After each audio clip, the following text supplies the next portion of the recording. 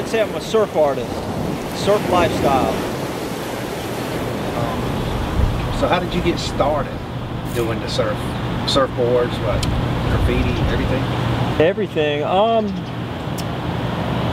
When I was a kid here in Myrtle Beach, I loved to surf, and waves aren't really big, but when you're a kid, you're small, so it was a great place to learn and grow up. But I was always good at art, and natural progression led me to painting my own surfboards, and that led to a life of traveling around the world, painting surfboards in different places, and surfing some of the best waves, and just kept going from there. So what keeps you going with it? I mean, what inspires you to keep going? Is it just being an artist, the surfing? What is it? I would say, yeah, the surfing and my lifestyle. I mean, a lot of people don't really understand what we do, and what it is a long time ago when I was a kid, my high school guidance counselor, she goes, "Drew, I'm worried about you. You know, you can't surf and do art forever." And I was a little upset. I was like, man, that's my plan. I was like, what else am I going to do? So I just kind of shrugged her off and stuck to my plan. I went to Hawaii and started painting surfboards. And I was good at it. And I kind of found my place in the world, you know. Once I got there, I was instantly working with the best surfboard manufacturers, the best surfers, and riding the best waves in the world. And when you find your element, you know, when you find your place, it's easy to thrive. So the traveling definitely sparks my artistic abilities, you know, all the cool places and cool waves. But what's really cool about us is my wife and son get to go everywhere with us. So that's why I call it lifestyle. We travel around together, we live in different places. We're based in San Clemente, California, and I do a lot of stuff for surf industry, surfboards, wakeboards, skateboards, skimboards, and then clothes, a lot of advertising things. And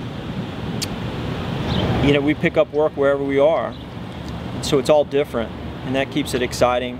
On the road for three and a half months now, and you know, this life that we created allows us to do that. And while we're here, we got the commission to do this mural, and got a couple other different jobs around South Carolina, North Carolina, and Florida. So we just work our way around. We visit old friends. We go surfing if the waves get good, and we go explore lakes and rivers around the place. We've been doing a lot of that with the paddle boards, and that keeps all the energy going, you know. As we go down the coast, we try to stop into local surf shops and show people how the paint pens work. That's kind of what I got famous for. And the paint pens, they're really neat. Here's one right here, and what it is, it's just a real unintimidating way to paint, and the colors mix really well, and it allows you to get ideas out fast, and you just kind of like sketch with color, and then we clear coat it, and it's good to go on the water. And so that's how I got started with surfboards, and I painted thousands and thousands of boards, and it literally like changed the way surfboards were painted around the world. So when I would go to those places, I'd always leave a set of paint pens behind for a local artist and give him the basics of how to do it, and then he could do it himself. And now there's literally artists all over the world that make a living painting with these. And whether it's signs, surfboards, or you know, any type of project, this just allows them to do it fast. And it gives them the confidence to try other mediums too, but this one allows them to really learn quick. And so after we leave here in Myrtle Beach, we're going to go down to Florida, Fort Pierce, Florida, and we're going to do a class on how to use these. And it's just really exciting because there's a lot of creative kids out there that don't know how to get started in art, especially the business of art. And these are great. They can buy like a 6-pack of pens, and instantly they're painting surfboards or skateboards for their friends and making some money, and the gears start turning of like, wow, I could do this. And you know, that's how I got started, so if I can do it, they can do it, right? There again, in high school and even younger, I was always good at art. And when I graduated, I was painting my own boards, and I was here in Myrtle Beach and working for Kelly Richards, Perfection Surfboards. And there's not a whole lot of volume there. And so I'd paint like once a week, I'd do all the boards. And so you weren't really making a lot of money, but it was really cool to do it. And then I started doing t-shirt designs for Steve Taylor at Native Sons. And that was exciting because, you know, being able to do that locally and learn how to do it, being introduced to computers and things, that was kind of like my education. And it didn't take me too long to realize I needed to go out somewhere where they made more surfboards and did more work. And that naturally led me to Hawaii. In Hawaii, I looked at it as they probably make more boards there than anywhere. And I was right. And in the wintertime, the whole surf world converges on Hawaii. And so I met all the right people there. And not just people that make surfboards, but the people that design all the clothes, and, you know, the surfers, the business people. And once I met all those people, all I had to do is do good work and show up on time, and that's kind of how it happened for me. I kind of labeled myself or branded myself as the guy that could get things done. And I wouldn't say I was the best artist in the world, and I'm still not, but I show up, I get it done, and pleasant to work with, you know, all the things that people don't think about. And I've learned a lot along the way, so I keep getting better. Kind of like this mural, you know, this is done with spray paint. I'd never really worked with spray paint until I got a gig painting vans, and it was the most efficient way to paint it. The Posca pens weren't going to really work, so now I know how to, you know, spray paint really well. And this whole wall was done with nothing but these spray paints. And, you know, for people to realize that this is how I make my living with these crazy cans and these crazy things, they're interested. They're like, wow, you know, you make a living off doing this. I'm like, yeah, I get to spray paint and, you know, doodle for a living. It's awesome. That's kind of why I was asking you about the graffiti. Yeah. You know how everybody's starting to see graffiti as real art now? Yeah. You know, before it was like, oh, that's not art. Now it is.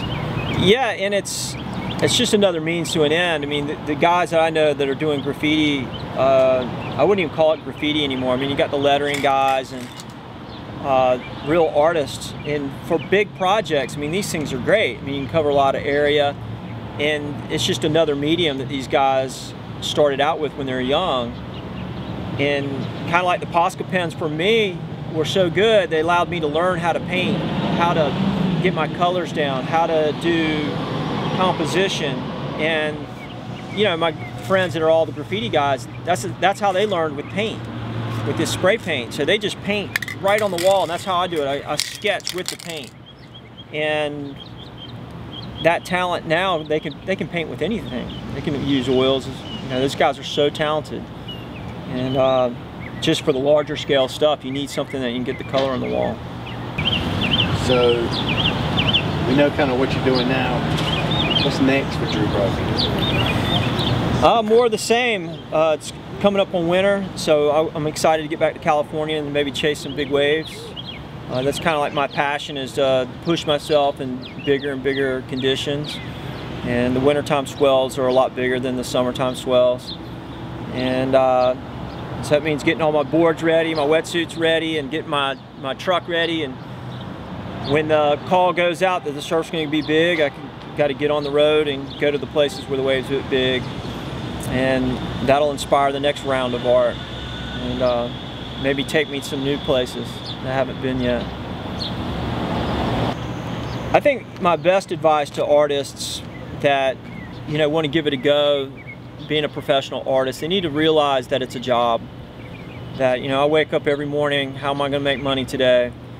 And we have the art down. I mean, if you're a halfway decent artist, you know, with a little bit of trying to learn more and stuff, you're going to do okay. But it's all the things you don't think about.